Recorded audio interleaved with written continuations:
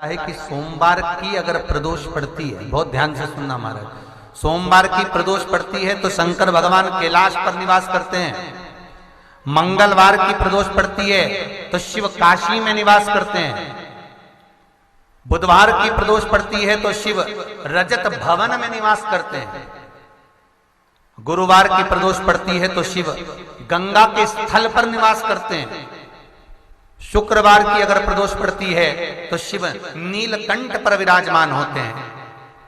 शनिवार की अगर प्रदोष पड़ती है तो शिव शमी के वृक्ष के नीचे रहते हैं। और रविवार की जब प्रदोष पड़ती है तो शिव बेलपत्र के पेड़ के नीचे निवास करते हैं। महाराज ये एकादशी शंकर से कह रही है कि आपका स्थान ये नहीं कि आप कैलाश पर मिले, उस वार को, उस तिथि के दिन, उस अनुकूल।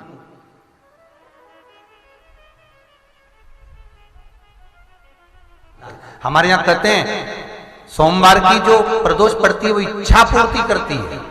मंगलवार की प्रदोष रोग से मुक्ति देती है। बुधवार की प्रदोष कामना की पूर्ति करती है। गुरुवार की प्रदोष शत्रुओं का नाश करती है। शुक्रवार की प्रदोष सुख और शांति देती है। शनिवार की प्रदोष संतान का सुख देती है। और रविवार की प्रदोष जो काम दुनिया में कोई नहीं कर सकता वो अचूक फल की प्राप्ति रविवार की प्रदोष करा देती है। महाराज ऐसी प्रदोषों का नियम वर्णन किया चाहिए। भगवान कहते ठीक है तू थोड़ी देर खड़ी हो। एकादशी सम्मुख खड़ी हुई। पार्वती जी ने जिस अंगुष्ठ का जल पीने के लिए लिया था हाथ में, बस पीने ही वाली थी, शंकर भगवान ने वही हाथ में जल लेकर एकादशी के हाथ में उसको देकर कहा ले, ये मेरे द्वारा निर्मित एक व्रत है जिसे त्रयोदशी के दिन तूने मांगा है, मैं तुझे देता हूं। आज इस व्रत का फल मैं तुझे प्रदान करता हूं। अब तू जिस जीवात्मा को लेकर जाएगी उसका पाप प्रबल नहीं होगा। किसी स्त्री, पुरुष, बालक, बुजुर्ग जो भी होगा जिसने प्रदोष का व्रत करा होगा वो जीवात्मा को तू किसी फल की कामना से नहीं स्वतः ही लेकर चली जाए। उसमें कोई कामना नहीं है। बन सके जीवन में 11 प्रदोष या 26 प्रदोष करने के बाद आप उसका उद्यापन कर कर विराम भी दे सकते। पर जीवन में एक बार प्रदोष का व्रत मौका मिले, जिस कामना से जिस दिन का भाव आपके मन में आए कि मुझे रोग से मुक्ति पाना है तो ये प्रदोष मुझे करना है, मैं रोग मुक्ति के लिए, हम जो भी आपके मन में आ रहा है, संतान प्राप्ति के लिए शनिचरी प्रदोष, आप उसका स्मरण करें।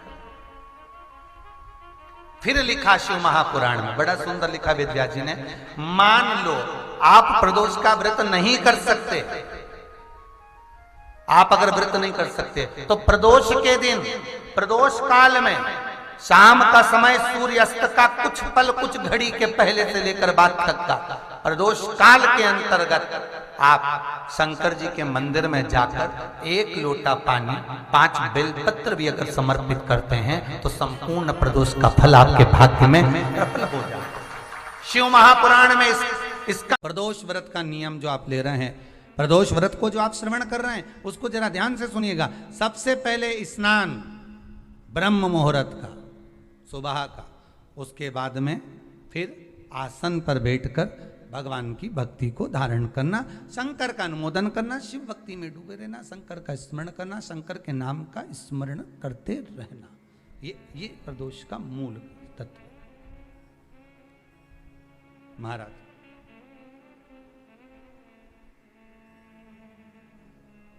प्रदोष व्रत करने वाले को भोजन नहीं करना चाहिए, ध्यान दीजिएगा।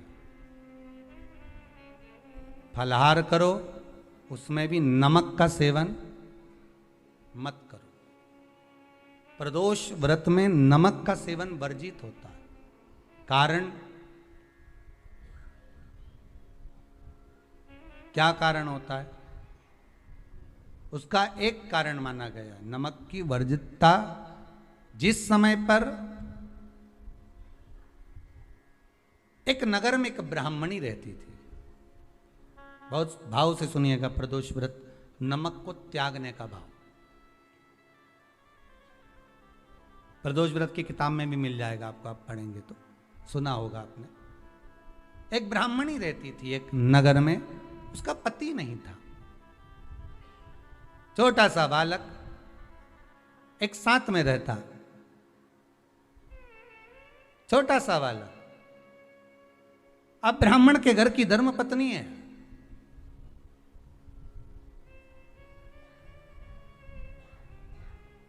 ब्राह्मण कर्मकांड करने वाला, पूजन करने वाला, पाठ करने वाला, अनुष्ठान करने वाला, पूजन करने वाला, मंत्र जाप करने वाला, भगवत भक्ति में डूबने वाला। ब्राह्मण तो चले गया, ब्राह्मणी बच्चे के साथ रह रही, क्या करे वो, अकेली निवास कर रही,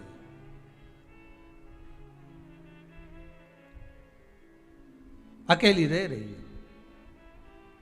और ब्राह्मणी बच्चे के साथ भ्रमण करती रहती, घूमती।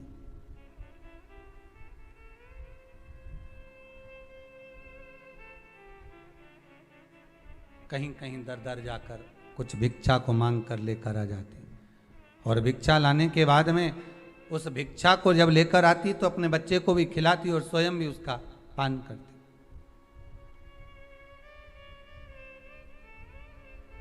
एक दिन ब्राह्मणी भ्रमण करते करते प्रदोष काल के समय पर शिव मंदिर में प्रवेश करी। प्रदोष काल के समय पर,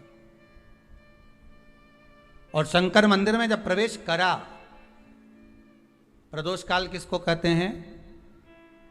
सूर्य अस्त हो रहा हो, रात्रि प्रवेश कर रही हो, दोनों का जब मिलन हो रहा हो वो प्रदोष काल कहलाता। दोनों का जब मिलन हो रहा,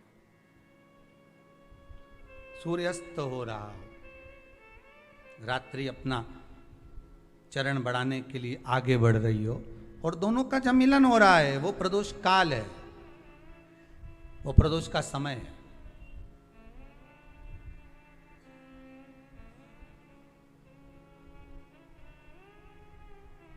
ब्राह्मणी मंदिर में प्रवेश कर रही। जब ब्राह्मणी मंदिर में प्रवेश करी, मंदिर के अंदर पहुंची, प्रदोष काल का समय था, प्रदोष का समय चल रहा था, और प्रदोष काल के उस समय में, प्रदोष काल के उस समय में जब ब्राह्मणी ने देखा कि कोई भगवान की भक्ति में लगा हुआ है, भगवान के रस तत्व में डूबा हुआ है।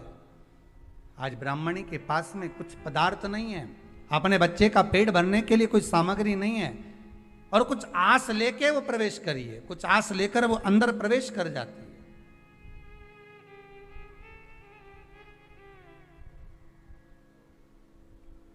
कोई ऋषि की पत्नी, कोई ब्राह्मण जन की अर्धांगिनी उस प्रदोष के समय पर शंकर का अभिषेक पूजन कर रही थी, भगवान शिव की आराधना कर रही थी, भगवान की भक्ति में डूबी हुई थी। भोला सब दुख का